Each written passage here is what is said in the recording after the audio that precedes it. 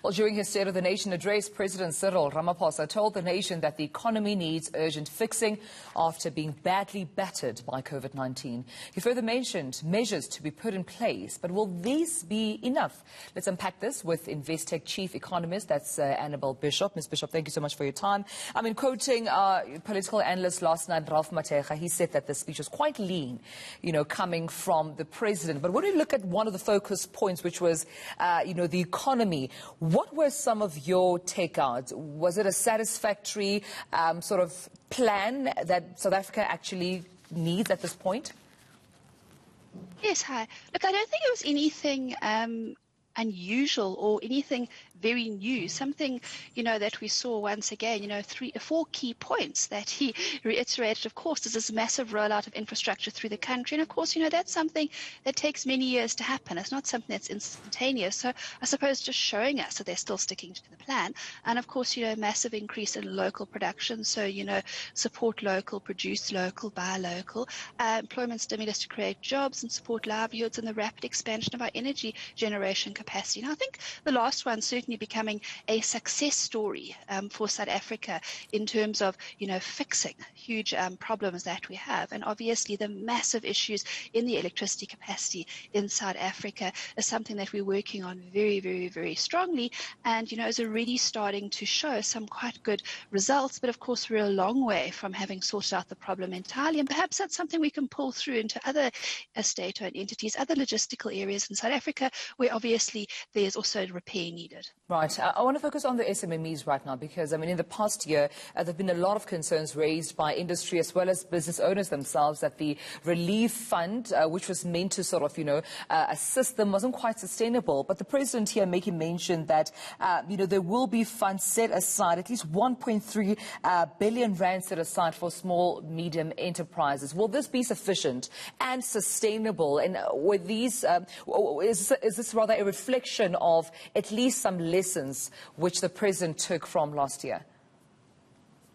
I think certainly, a lesson is that the crisis, which has caused this huge economic collapse of 2020, is not something that, the effects is not something that will go away very, very quickly. And of course, it'll take out to 2024, even before the economy reaches its previous levels of production. And of course, what that really means for us is that there is going to be this very, very long haul before companies actually manage to all get back on their feet. And that's, of course, for the ones that haven't actually closed their doors already. And that is perhaps the critical point here. This 1.3 billion offering assistance and aid to companies who are still battling and still struggling. And of course, this is obviously aimed at these small micro very small companies, but the reality is a lot of big ones have also got into business rescue as well. So I suppose it depends again how easy it is for them to access the funds, and of course there is difficulty for a number of them, that's been experienced in the past. But nevertheless, it's on paper it sounds really good. I suppose it's all going to once again come through in terms of how easy is it actually for these companies to get the financial support they need and how quickly. And that's the key issue, that companies really have. And of course, throughout the private sector as well, when dealing with regulators, when dealing with government regulation, when dealing with, these financial assistance packages, is how quickly can you access it. You don't want to spend a very long time, constantly dealing with regulators. It needs to come through quickly. Yeah, and when companies shut down, it means more and more people do not have jobs in South Africa. The president mentioning that stats now show that unemployment in the country is at over 30%. There are almost 1.3 million people that are without jobs or at least had to be let go. So unemployment clearly being an issue here that needs to be considered by government. It does, and of course last year it was over 2 million people that actually lost their jobs in the second quarter. And that, if you have a look at it from the point of view who were employed and then afterwards were no longer employed, it doesn't really matter whether they fall into the unemployed bracket or whether they fall into the not economically active bracket. Those people still, no longer have that employment. Of course, the next quarter then seeing about 500,000 regaining their jobs, but still a huge number, as you said, out of work.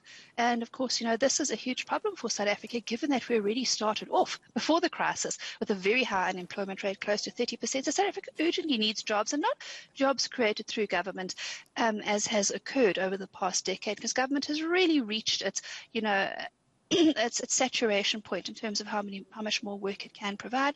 And we haven't talked about it. Of course, it didn't come through in the budget at all, but concerns over public finances and the fact that we are completely fiscally constrained. And what really needs to happen is a huge boost, huge growth in the private sector. And of course, the president did talk about that as well. All right, then we'll leave it at that. Thank you so much, Annabel Bishop, for joining us.